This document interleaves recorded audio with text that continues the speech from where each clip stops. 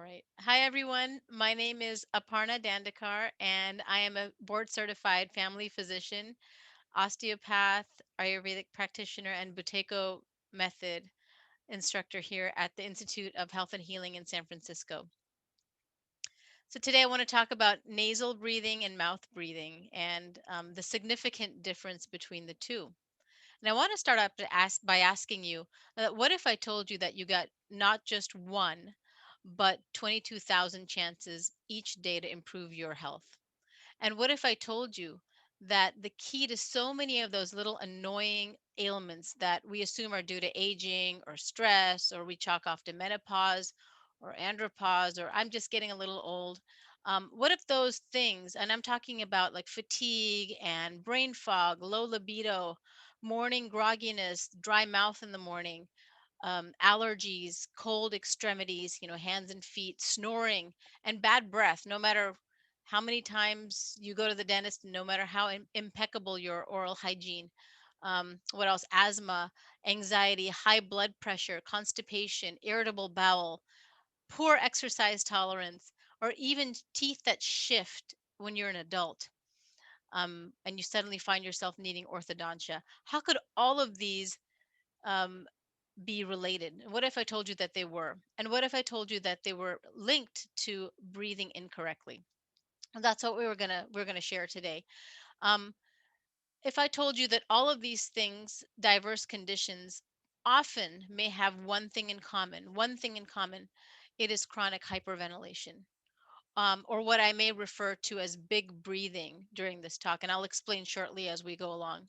These seemingly unrelated symptoms that you can't quite piece together may have an answer that lies literally quite under your nose.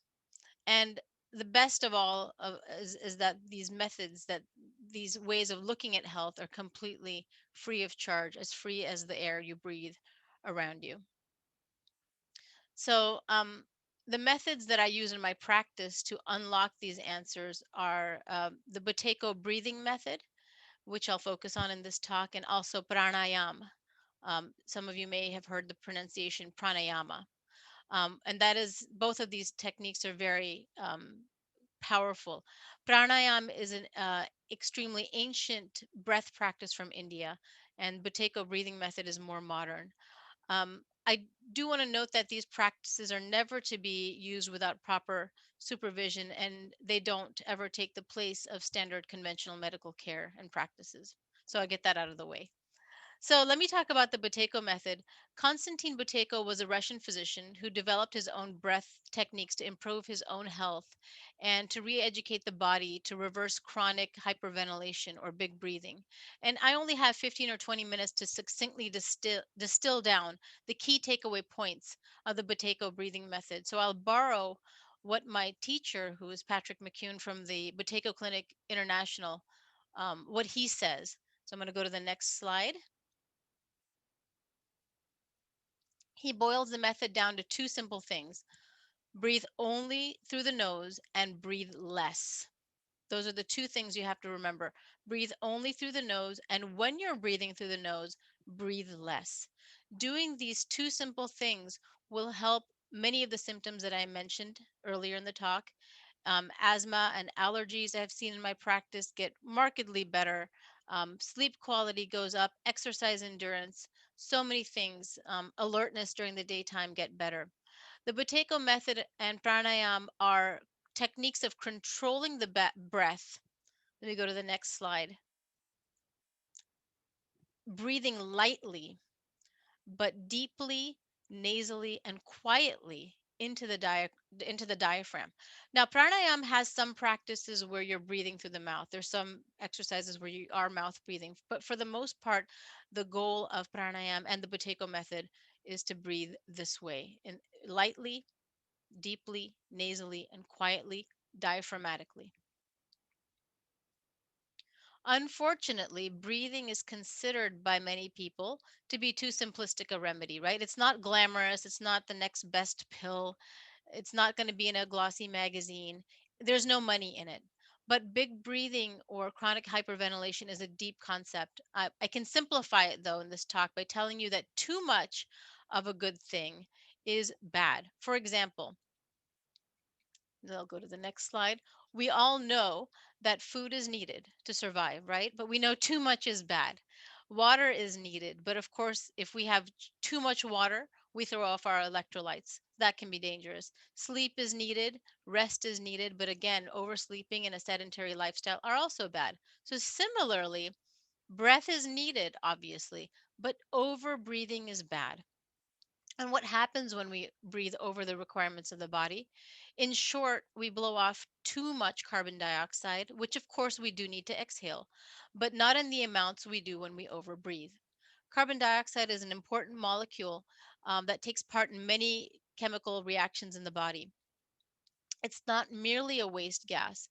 And when that overbreathing is also in and out of the mouth, another thing happens is that we fail to inhale nasal nitric oxide, which is a gas secreted into our nasal cavity right here. I don't know if you can see it, but our nasal cavity is huge. This is our nasal cavity. And oxide gas is made here, not in the mouth, but in the nasal cavity. So this gas serves to clean the air we breathe. It cleanses it um, before it goes into our lungs. And it also opens up our airways. So mouth breathing, why do we do it? Because we feel an obstruction or air hunger through the nose. So conditions like septal deviations, enlarged turbinates, hay fever, nasal polyps, allergies, head colds, enlarged adenoids, which are here in this diagram, and that we often take out surgically when they're too large, all of these things can contribute to poor breathing patterns. And one of those maladaptive breathing patterns is overbreathing. So if you're an overbreather or a big breather or a chronic hyperventilator, you will likely be someone who feels air hunger if you rely solely upon the nose for your breath. Because compared to the big aperture of the mouth, the tiny nostrils seem really small. And so if you're not used to breathing through the nose, it can feel like you're breathing through a straw and that you're suffocating.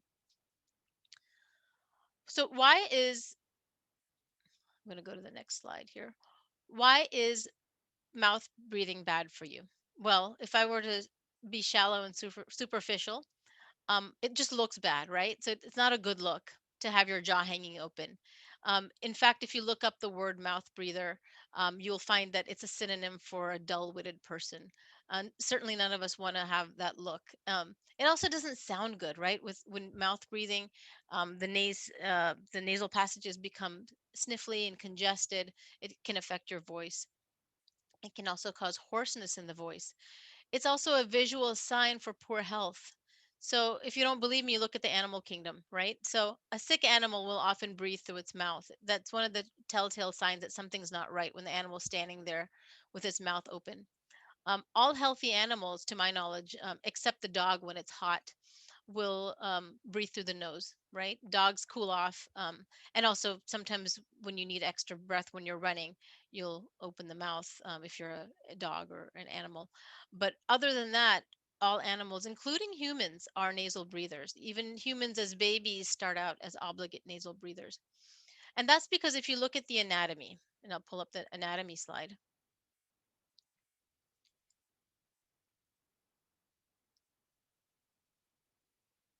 If you look at the anatomy, there is so much space and structure in the nose dedicated to the act of breathing, and nothing of the sort in the mouth. Um, Look at that cross section. See all of those folds that you see in the nasal cavity. It's such a large space in our head. The nose is for breathing and the mouth is for eating. So this is one of those other big ideas that I have to get across to my patients is that the nose is for breathing. The mouth is not for breathing, it's for eating. It has all the structures needed to process food, but nothing to process breath. The mouth is a poor substitute as a breathing apparatus. It works in an emergency. That's what it's for. And the body inherently knows that when we open our mouth, something's wrong. When your mouth is open all the time, this tells your body in a subtle way that it's in danger. Even if you're not in danger, if you're sitting around with your mouth hanging open watching TV, your body knows that something's off. And mouth open signifies danger. And this constant low level signal over time builds up, and it can lead to anxiety and panic and breathing disorders like asthma, which often go together with anxiety, and other respiratory conditions.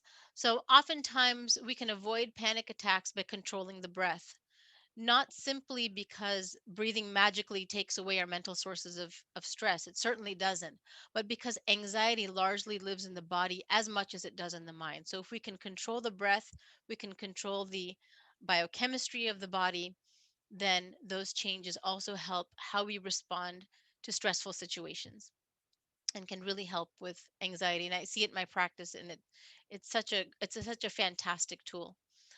The nose has so many obvious functions. We all know them: heating the air, humidifying it, conditioning the breath. And again, like I was saying, just look how much, I just want to drive home the point. Look how much room and how many structures are dedicated to this function. And in fact, there's another slide, um, here of the sinuses. Again, so much is dedicated to breathing.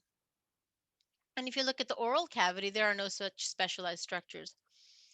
Um, and again, the nitric oxide that's released into the nasal cavity. So the other concept I want to introduce to you is that nasal breathing begets a good airway and good posture and straight teeth and a balanced face. And I'll get to all of that because it seems to make no sense. How does breathing through the nose help your teeth and help your posture? Good breathing is the driving force behind healthy facial growth, starting from childhood. And nasal breathing also promotes calm. So think about all these things. Think about the last time you were startled. It was a mouth breath, wasn't it? It wasn't a nose breath. It was, you were getting ready for that fight or flight. So think about calming the mind down with nasal breathing. A lot of patients will say, well, I'm not a mouth breather. And certainly not. You look at them, and for the most part, they're sitting there quietly, and I can see that they're generally not a mouth breather. But closer attention needs to be paid. So be aware of your breath. Do you sneak in a few big gulps of air during the day? And they add up, by the way. And so that's what big breathing often can look like. It's not always obvious. It can be loud and obvious, like an open mouth, breath, or it can be something like snoring. Okay, that's obvious. But it's often more subtle, like constant sniffling, right? And chronic coughing during the daytime, constantly coughing, those little throat clearings, yawning, sighing. A lot of people have a habit of or all day long. So that's big breathing. It can also be chewing with your mouth open. So a lot of people are so congested that they can't chew and breathe at the same time. So they're chewing noisily with their mouth open because they're trying to chew and breathe at the same time, because you can't do both through the nose smoothly in the mouth.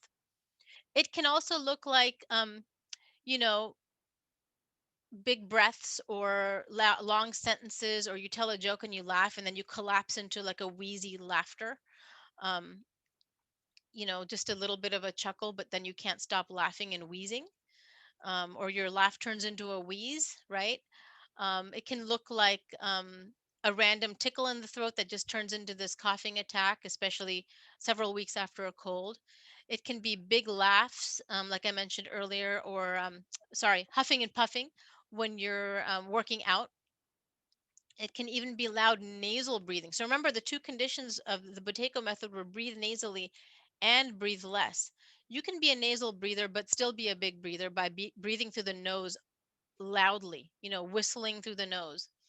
So if you breathe big during the daytime, guess what? You're going to be breathing big at nighttime when you have even less conscious control, or no conscious control of your breathing. So, anyway, to sum it up, just as we can eat too much, we can breathe too much. So, what are some of the clues that we have, um, about disordered breathing at night? What do we? Because we can't monitor ourselves, right? We can't. Maybe we can rely on a partner, maybe, to tell us, but half the time they're asleep, and some of us don't have someone we're sleeping next to. So, how do we know that we're breathing, um, in a chaotic way at night? You could have, the snoring. You could have the dry and crusty mouth when you wake up in the morning. You could have drool on your pillow. right? You could have that's a funny graphic. Um, you could have thirst at night. You get up, and you're thirsty. You take water with you. That's another telltale sign that you have like this. Taking water with you to bed is like the security blanket that I might need it at night, or you might really need it at night to drink. You get up to pee. You're grinding your teeth at night. You have to wear a night guard. Some people grind right through their night guards.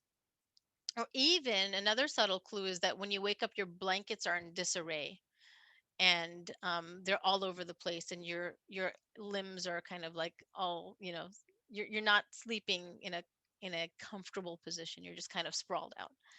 And also sleep apnea. So that's another obvious one, where there's clearly a diagnosis of dysfunctional breathing. And look at all those symptoms of sleep apnea: mood changes, depression, anxiety, morning headaches, etc., etc.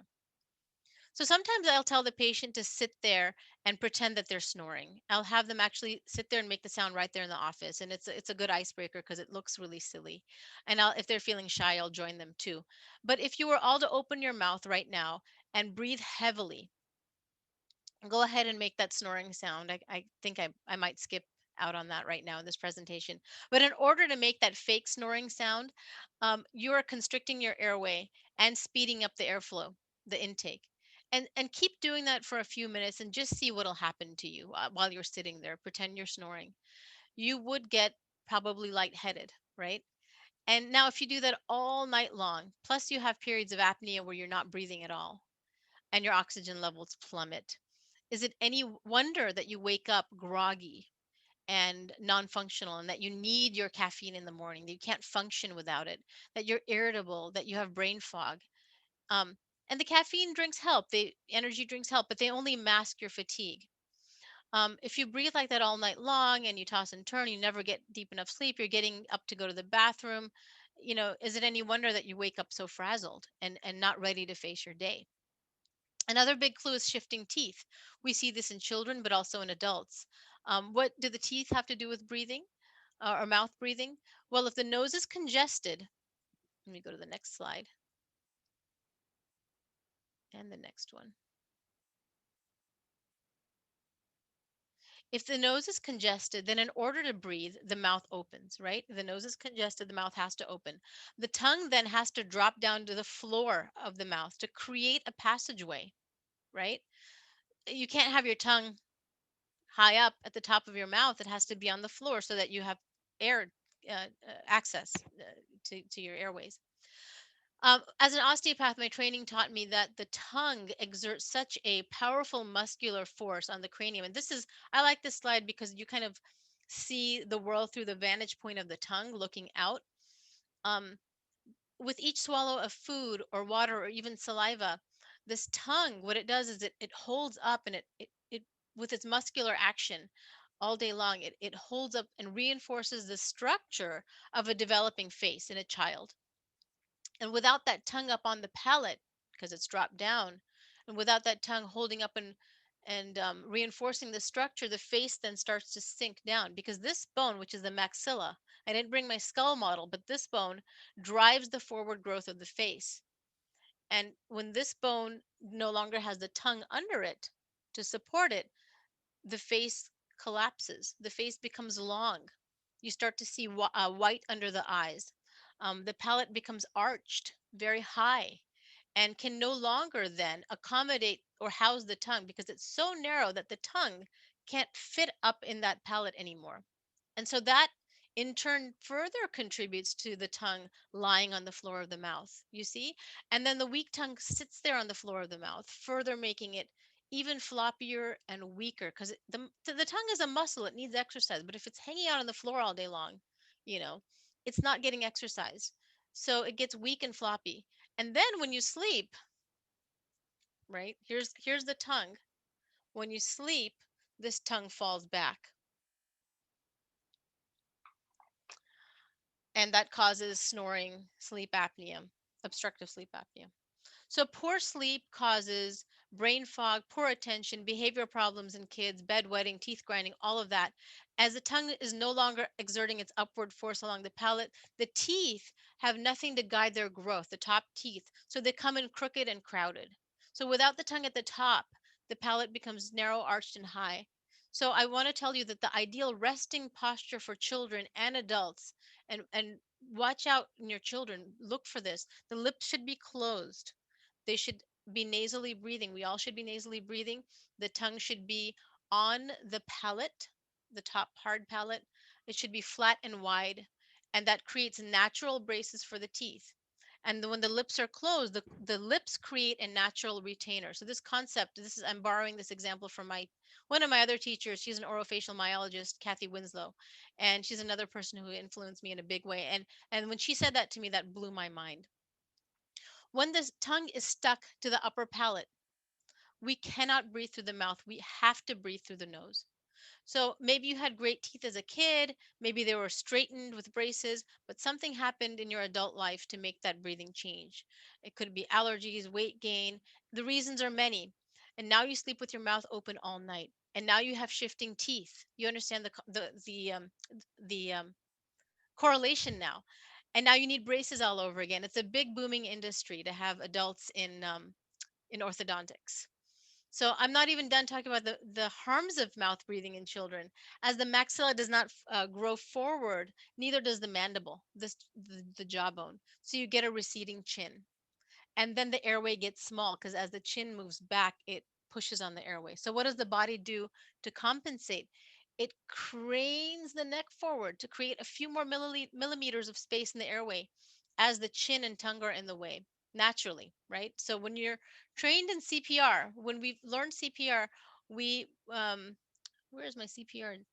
Oh, so here's a picture of an expander. So this is a palate expander, which is what we sometimes have to resort to. Either we pull teeth or we put a palate expander in to expand that palate, and it's a very painful process, and it expands the palate too rapidly. That's a whole nother talk for a whole nother day about palate expansion. But this is kind of how we do it, and there are better ways to expand the palate, by the way. But anyway, as I was saying, in CPR, you're taught to place the position, the patient in the sniff position with the neck in extension, right? The we learn about the head tilt and the jaw forward, unless of course they have a spinal injury. But the body does this for us naturally, gradually over time. So what happens when we don't breathe? We put ourselves into that sniff position. Our body does this for us, and soon you have a sunken chest, right? Hunched upper back, poor breathing, receding jaws, constant orthodontia, headgear. It's a nightmare. All could have been prevented with simple nasal breathing. The entire body structure is altered because of a poor airway. So that back pain goes all the way down. As our neck supports our heavy heads with our enormous heavy brains, our necks hurt and strain. So I'm getting close to the end of my talk, wrapping up soon. Just wanted a few more points. You can use orthodontia when we straighten the teeth. We don't correct the rest of the posture or the cranial changes that happen in our skull. I don't want to be all doom and gloom about it. There are ways to correct the rest of the cranium as an adult, but those techniques are beyond the scope of this presentation. But we can prevent all of this from happening in our children. Nasal breathing, proper tongue positioning, all of these things, these actions create a good airway. And from there, proper balancing of the facial bones, and then straight teeth as a byproduct of a good airway, not the other way around. Straight teeth come in naturally when you have a good airway.